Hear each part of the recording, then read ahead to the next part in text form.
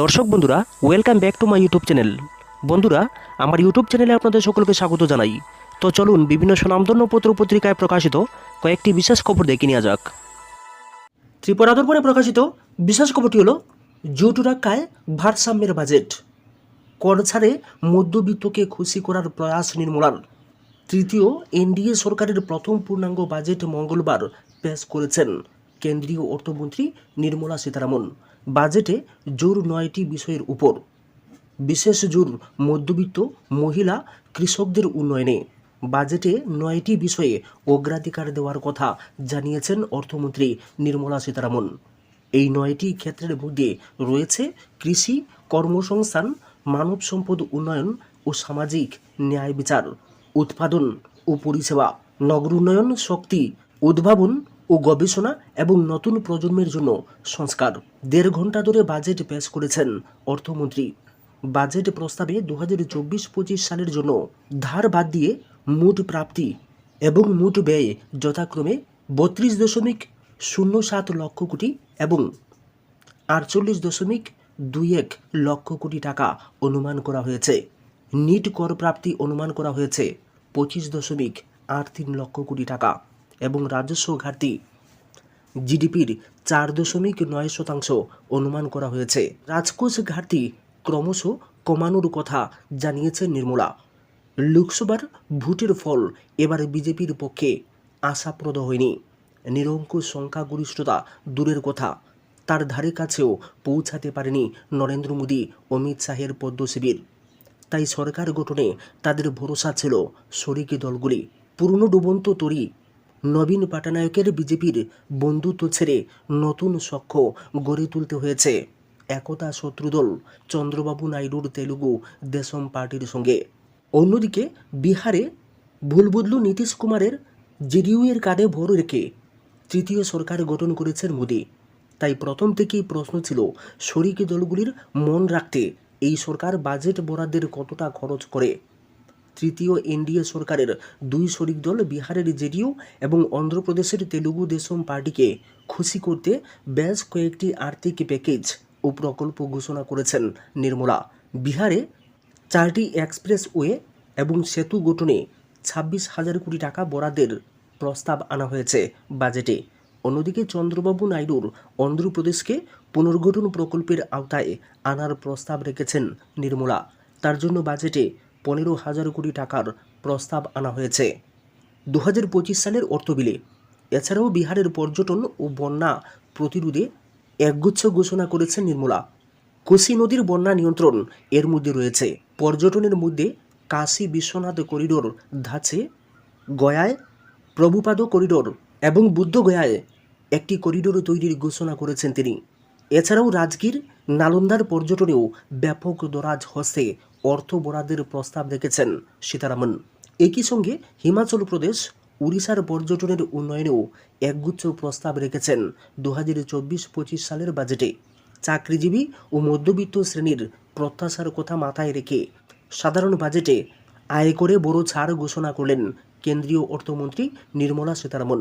এই দিন বাজেট ঘোষণার একেবারে শেষ পর্যায়ে এসে অর্থমন্ত্রী বলেছেন, কর কাঠামোর সরলীকরণ করা সরকারের অন্যতম অগ্রাধিকার।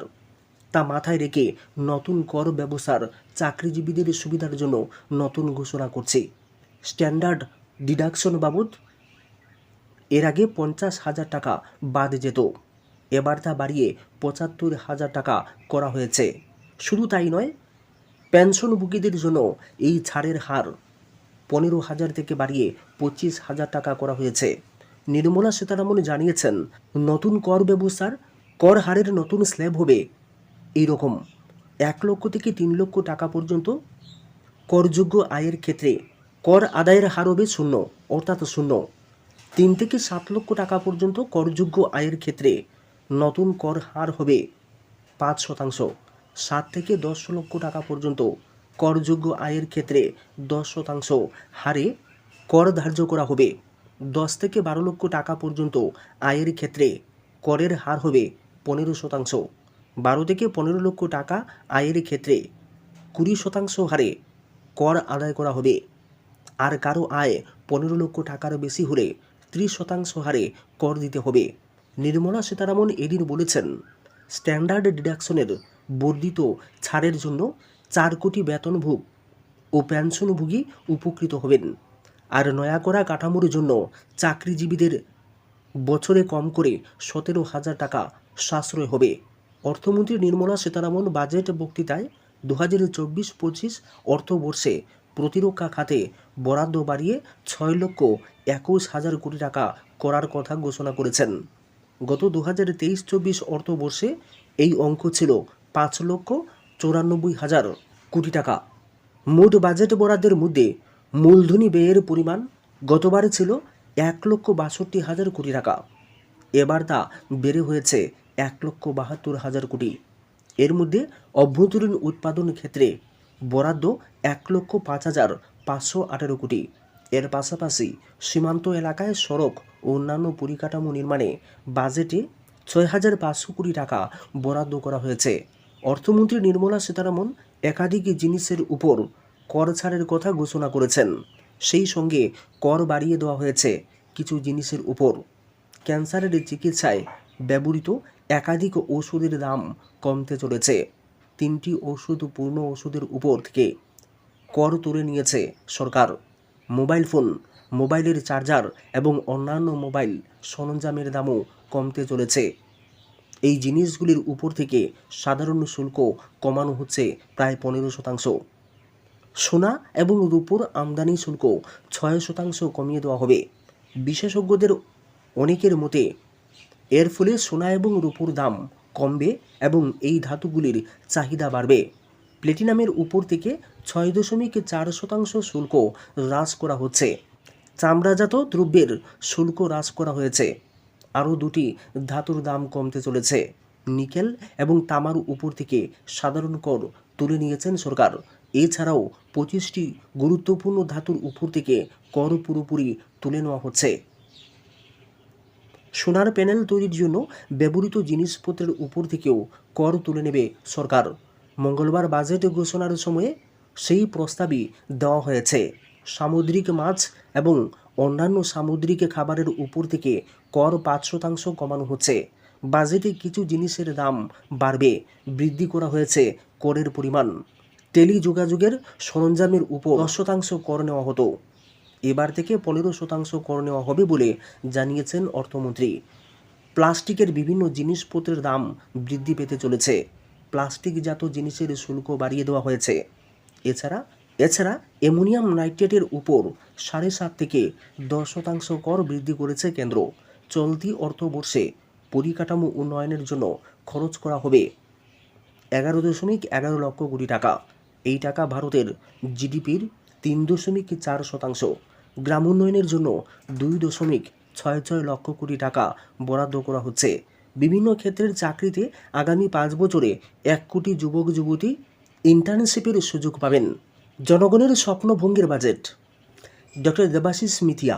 বাজেট হলো নির্দিষ্ট আর্থিক বছরে সরকারের প্রত্যাশিত আয় এবং ব্যয়ের রূপরেখা। অন্যভাবে বললে বিভিন্ন অর্থনৈতিক, সামাজিক এবং রাজনৈতিক লক্ষ্য পূরণের জন্য দেশের গুরুত্বপূর্ণ ক্ষেত্রগুলিতে এবং কর্মসূচিতে সরকার যে অর্থ বরাদ্দ করেন তার একটি সুসংহত পরিকল্পনাই হলো বাজেট। বাজেটের 2টি খাত, রাজস্ব খাত এবং মূলধনী খাত। সরকারের যে লেনদেনগুলি ভবিষ্যৎ আয় ব্যয় এর সঙ্গে যুক্ত সেগুলি মূলধনী খাতে যায়, বাকি আয় ব্যয় যায় রাজস্ব খাতে। বাজেট সাধারণত 3 ধরনের। রাজস্ব আদায় ব্যয়ের সমান হলে তা সুষম বাজেট। যদি ব্যয় রাজস্ব আদায়ের থেকে কম হয় তাহলে তা উদ্বৃত্ত বাজেট। উল্টো ক্ষেত্রে অর্থাৎ ব্যয় রাজস্বকে ছাড়িয়ে গেলে তখন ঘাটতি বাজেট। এই হলো বাজেটের সাধারণ ধারণা। যে কোনো অর্থনীতির বিশেষ কতগুলি জায়গা রয়েছে, বাজেটে সেইগুলিতে গুরুত্ব না দিয়ে সরকারের উপায় থাকে না। গুরুত্বের বিচারের সবার আগে থাকে জিডিপির বৃদ্ধি, যা অর্থনৈতিক বিকাশের প্রাথমিক শর্ত। সেই বৃদ্ধির হার বাড়াতে হলে প্রয়োজন অর্থনীতির বিভিন্ন ক্ষেত্রের অগ্রগতি, নচেত জিডিপির বৃদ্ধি থমকে যাবে। অর্থাৎ জিডিপির বৃদ্ধি ঘটিয়ে দেশের উন্নতিতে দরকার কৃষি ও কৃষকের উন্নতি, শিল্পের উন্নতি, দরকার সেবা ক্ষেত্রের রমরমা। তবে জিডিপির বৃদ্ধি অর্থনৈতিক বিকাশের সূচক হলেও উন্নয়নের নির্দেশক নয়, অর্থনৈতিক উন্নয়ন আরও কিছু দাবি করে। তার মধ্যে অন্যতম গুরুত্বপূর্ণ বিষয় হলো আয়ের সুষম বন্টন। 2023 সালের শেষে দেখা গিয়েছে বর্তমান ভারতে 1% ধনী লোকের হাতে রয়েছে দেশের মোট সম্পদের 40.1%।